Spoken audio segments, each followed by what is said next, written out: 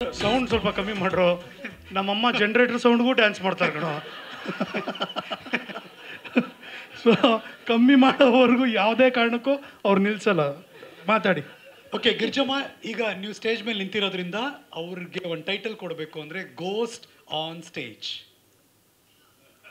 ದೆವ್ವ ವೇದಿಕೆ ಮೇಲಿದೆ. ಹಾಂ, ಒಳ್ಳೆ ಮಾತಲ್ಲಿ ಮುಂದುವರಿಸಿ. ಈಗ ಮೋಹಿನಿ ಅಂತ ಕರೆಯೋ. ಗಿರಿಜಾ ಸುಜನ್ ಸೇರಿದ್ರೆ ಟೆರಿಫಿಕ್ ಅಂತ. GST. ಹಾಂ, ಮಾತಾಡಿ.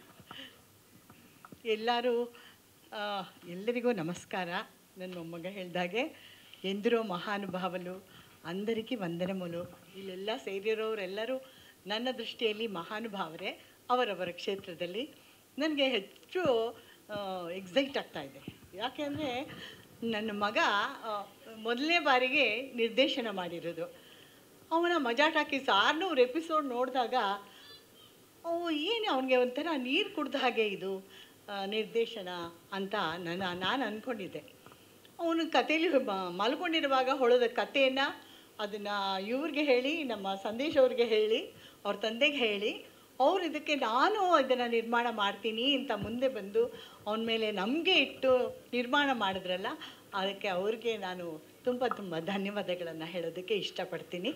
ಆ ನಂಬಿಕೆಯನ್ನು ನನ್ನ ಮಗ ಉಳಿಸ್ಕೊಂಡಿದ್ದಾನೆ ಅಂತ ನೀವು ಟ್ರೈಲರ್ ನೋಡಿದಾಗ ನಿಮ್ಗೆ ಅನಿಸಿರ್ಬೋದು.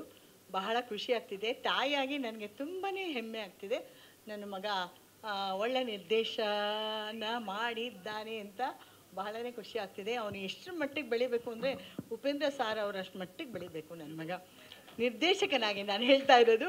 ಮತ್ತು ಅವನು ಆ್ಯಕ್ಟ್ರ್ ಆಗಬೇಕು ಅಂತಂತಂದರೆ, ಒಳ್ಳೆ ಕಲಾವಿದ ಆಗಬೇಕು ಅಂದರೆ ಉಪೇಂದ್ರ ಸಾರ್ ಅಂತ ನಿರ್ದೇಶಕರು ಅವನಿಗೆ ಸಿಗಲಿ ಅಂತ ನಾನು ಅವನಿಗೆ ಆಶೀರ್ವಾದ ಮಾಡ್ತೀನಿ. ಬಹಳ ಇಲ್ಲಿರೋ ಎಲ್ಲರೂ ಕಲಾವಿದರು ನಮ್ಮ ಜೊತೆಯಲ್ಲಿ ಭಾಗವಹಿಸಿದಂಥ ಎಲ್ಲ ಸಣ್ಣ ಪುಟ್ಟ ಪಾತ್ರದವರು ಸಹಿತ ಎಷ್ಟು ಚೆನ್ನಾಗಿ ಅಭಿನಯಿಸಿದ್ದಾರೆ ಅಂತಂತಂದರೆ ಅವರನ್ನು ನೋಡಿ ನಾವು ಕಲ್ತ್ಕೋಬೇಕೇನೋ ಅಂತ ಪ್ರತಿಯೊಂದು ಪಾತ್ರವನ್ನು ನಾನು ನೋಡ್ತಾ ಇದ್ದೆ. ನಮ್ಮ ಇವರ ಗುಂಡಣ್ಣ ಆಗಿರ್ಬೋದು, ಒಂದೊಂದೇ ಸೀನಲ್ಲಿ ಬರ್ತಾರೆ. ಯಾವುದೇ ಪಾತ್ರ ಆಗಲಿ, ಒಂದು ನಿರ್ದೇಶನ ಅಂತಂದರೆ ಆ ಡೈರೆಕ್ಟ್ರು ತುಂಬ ಇಂಪಾರ್ಟೆಂಟ್. ಯಾಕೆಂದರೆ ಒಂದು ಶಾಟ್ ಬಂದು ಹೋದ್ರೂ ಆ ಶಾಟ್ ನಮ್ಮ ನೆನಪಲ್ಲಿ ಉಳಿಯುವಂಥ ಶಾಟ್ ಆಗಿರಬೇಕು, ಆ ಪಾತ್ರ ಆಗಿರಬೇಕು. ಅಂತಹ ಪಾತ್ರಗಳನ್ನು ನನ್ನ ಮಗ ಸೃಷ್ಟಿ ಮಾಡಿದ್ದಾನೆ. ಸೊ ಎಲ್ಲ ಕಲಾವಿದರಿಗೂ, ಇಲ್ಲಿ ಸೇರಿರೋ ಎಲ್ಲ ಕಲಾವಿದರಿಗೂ, ತಂತ್ರಜ್ಞರಿಗೂ, ಮತ್ತು ನಮಗೆ ಸಹಾಯ ಮಾಡಿದ ನಿರ್ಮಾಪಕರಿಗೂ, ಮತ್ತು ನಮ್ಮನ್ನೆಲ್ಲ ಸಹಿಸ್ಕೊಂಡ ಶೂಟಿಂಗ್ ಅಂದಮೇಲೆ ಹೆಚ್ಚು ಕಡಿಮೆ ಆಗೇ ಆಗುತ್ತೆ, ಅದನ್ನೆಲ್ಲ ಸಹಿಸ್ಕೊಂಡ ಎಲ್ಲ ನಮ್ಮ ಸದಸ್ಯರಿಗೂ, ಎಲ್ಲರಿಗೂ ಊಟ ಕೊಟ್ಟಂಥವ್ರಿಗೂ, ನಮ್ಮ ತಾಂತ್ರಿಕವರ್ಗೋದು, ನಮ್ಮ ಕ್ಯಾಮ್ರಾಮೆನ್ನು ಅವರು, ಅಯ್ಯಪ್ಪ ಅವರು ಎಷ್ಟು ಚೆನ್ನಾಗಿ ಕ್ಯಾಮ್ರಾ ವರ್ಕ್ ಮಾಡಿದ್ದಾರೆ, ಸುರೇಶ್ ಅವರು.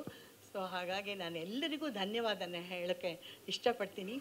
ಸೊ ನನಗೇನು ಇನ್ನೊಂದು ಹೆಮ್ಮೆ ಅಂತಂದರೆ, ಎಲ್ಲ ಪ್ರಥಮಗಳು ಸುಬ್ಬಯ್ಯ ನಾಯ್ಡು ಅವರ ಕುಟುಂಬದಿಂದನೇ ಬಂದಿರೋದು. ಅದು ಬಹಳ ನನಗೆ ಹೆಮ್ಮೆ ಅನಿಸುತ್ತೆ.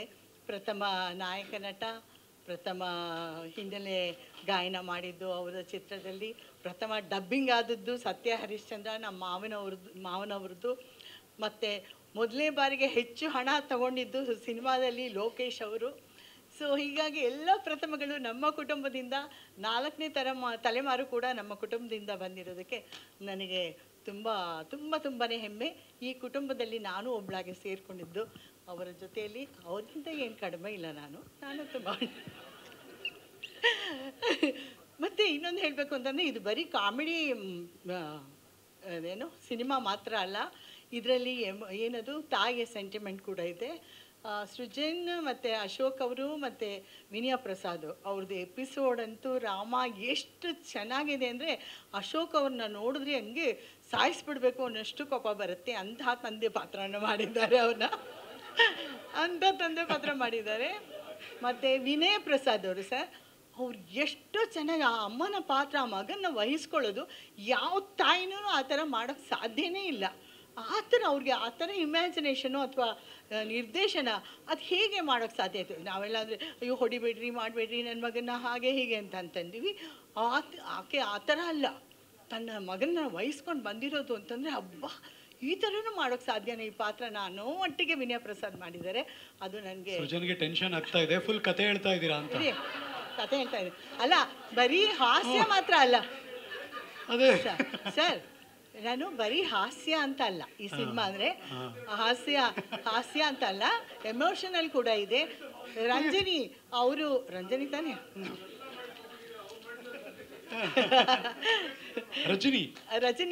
ರಜನಿಯವರು ಸರ್, ಅವರು ಹೀರೋಯಿನ್ ಆಗಿ ಎಷ್ಟು ಚೆನ್ನಾಗಿ ಅವರು ಆ್ಯಕ್ಟ್ ಮಾಡಿದ್ದಾರೆ. ಸೊ ನನ್ನ ಪಾತ್ರನೂ ಸ್ವಲ್ಪ ಜಾಸ್ತಿ ಮಾಡಬೇಕಾಗಿತ್ತು, ಸ್ವಲ್ಪ ಅದೊಂದು ನನಗೆ ಬೇಸರ. ನಮ್ಮ ನಿರ್ದೇಶಕರು ಅಥವಾ ನಾನು ಅವ್ರನ್ನ ಸರಿಯಾಗಿ ನೋಡ್ಕೊಳ್ಳಿಲ್ಲ ಅಂತ ಕಾಣುತ್ತೆ, ನಿರ್ದೇಶಕರನ್ನ ಅಷ್ಟೇ. ಹಾಗಾಗಿ ತುಂಬಾ ಮತ್ತು ಎಲ್ಲರೂ GST ಅಂದರೆ ghost in theatre, ghost in trouble ಅಂತ.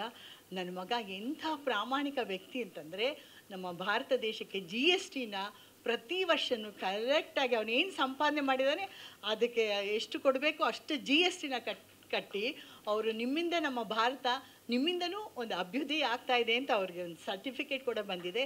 ಸೊ ಅಂಥ GST ಮಗನ ನಾನು ಹೆತ್ತಿದ್ದೀನಿ. ಸೊ GST ನಿನಗೆ ಹೆಸರನ್ನು ತರಲಿ, ಕೀರ್ತಿ ತರಲಿ. ಕಟ್ಟೆ ಇವಾಗ ಅದೇ ಲೆಕ್ಕಗಳು ತೋರಿಸ್ಬೇಕು ಸರಿಯಾಗಿ. ಅದನ್ನು ಕಟ್ಟಿದ್ದಾನೆ, ಅದು ಸರ್ಟಿಫಿಕೇಟ್ ನಾನು ಹಾಗೆ ಇಟ್ಕೊಂಡಿದ್ದೆ. ಅದೊಂದು ಹೆಮ್ಮೆ ಅಲ್ವಾ ಸರ್, ಅಲ್ವಾ? ತುಂಬ ದುಡ್ದವರು ತುಂಬ ಕಟ್ಟೋದಕ್ಕೆ ಹೆಸಿಟೇಟ್ ಮಾಡ್ತಾರೆ. ಆ ಲೆಕ್ಕ ಎಲ್ಲ ಅಕೌಂಟೆಂಟ್ಗೆ ಹೇಳಿ, ಅವ್ರಿಗೆ ಹೇಳಿ ಏನಾದರೂ ಮಾಡಿಸ್ತಾರೆ. ಅದೇ ಹೌದು, ಅವನು ಹೇಳ್ತಾನೆ ಸರ್, ಅದೇ ಏನು ಸಂಪಾದನೆ ಮಾಡಿದಾನೋ ಅದಕ್ಕೆ ಸರ್ಟಿಫಿಕೇಟ್ ಬಂದಿದೆ ಸರ್. ಸೊ ಇಂಡಿಯಾ ಕೊಟ್ಟೋ ಸರ್ಟಿಫಿಕೇಟ್, ಅದು ಲಾಸ್ಟ್ ಇಯರೇ ಬಂತವ್ರೆ ಒಂದು ಸರ್ಟಿಫಿಕೇಟ್. ಹಾಗೆ ಸೊ ಆ ಥರ ಒಂದು ಇದೇ ಪ್ರಾಮಾಣಿಕತನ ಕೊನೆಯವರೆಗೂ ಇರಲಿ ನಿನಗೆ ಅಂತ ಹೇಳಿ ನಾನು ಆಶೀರ್ವಾದ ಮಾಡ್ತೀನಿ.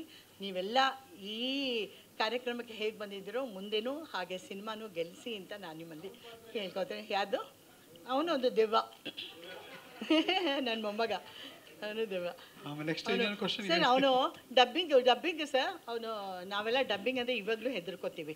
ಅಲ್ಲಿ ಪಾತ್ರ ಮಾಡಬೇಕಾದ್ರೆ ನಮ್ಮದು ಎಮೋಷನ್ ಎಲ್ಲ ಬಂದ್ಬಿಡುತ್ತೆ. ಡಬ್ಬಿಂಗ್ ಮಾಡಬೇಕಾದ್ರೆ ಅಷ್ಟು ಎಮೋಷನ್ ಸಿಗೋದಿಲ್ಲ ನನಗೆ, ಯಾಕಂದರೆ ನಾನು ಕಲಾವಿದೆ ಅಲ್ಲ, ಅದಕ್ಕೋಸ್ಕರ. ಸೊ ಅವನು ಒಂದೇ ಟೇಕು ಒಂದೇ ದಿನಕ್ಕೆ ಮುಗಿಸೇ ಬಿಟ್ಟ ಅವನು. ನಾನು ಹೋಗಿ ಅಯ್ಯೋ ಅಲ್ಲಿ ಇಟ್ಕೊಂಡಿದ್ದೇನೋ ಡಬ್ಬಿಂಗ್ ಇದೆಯಾ ಅಂತ ಹೆದರ್ಕೋತೀನಿ. ಇನ್ನೂ ಆ ಮಗು ಹೋಗಿ ಒಂದೇ ದಿನಕ್ಕೆ ಡಬ್ಬಿಂಗ್ ಎಲ್ಲ ಮಾಡಿ ಮುಗಿಸ್ಬಿಟ್ಟಿದೆ. ಸೊ ಅದೆಲ್ಲನೂ ಹೆಮ್ಮೆ ಇದೆ ನನಗೆ.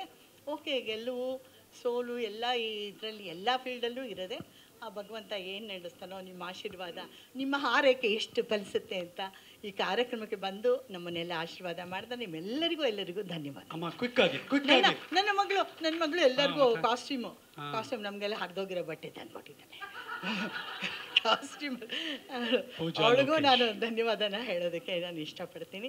ಪತ್ರಕರ್ತರು ಎಲ್ಲರೂ ನಮ್ಮ ಸ್ನೇಹಿತರೆ, ನಮ್ಮ ಕುಟುಂಬದವರೇ, ಪ್ರತಿಯೊಬ್ಬರು ನನ್ನ ಕುಟುಂಬದವರೇ. ಸೊ ಅವ್ರು ಬೇರೆ ಇವ್ರು ಬೇರೆ ಅಂತ ಇಲ್ಲ. Thank you sir. ನಿಮ್ಮ ಹುಟ್ಟುಹಬ್ಬ ಯಾವ? ಕ್ಷಣದ ಸುದ್ದಿಗಳಿಗಾಗಿ ಫ್ರೀಡಂ ಟಿವಿ ಸಬ್ಸ್ಕ್ರೈಬ್ ಮಾಡಿ, ಲೈಕ್ ಮಾಡಿ ಹಾಗೂ ಫಾಲೋ ಮಾಡಿ. ಹೊಸ ಸುದ್ದಿಗಳ ನೋಟಿಫಿಕೇಶನ್ಗಾಗಿ ಬೆಲ್ ಐಕಾನ್ ಮೇಲೆ ಕ್ಲಿಕ್ ಮಾಡಿ.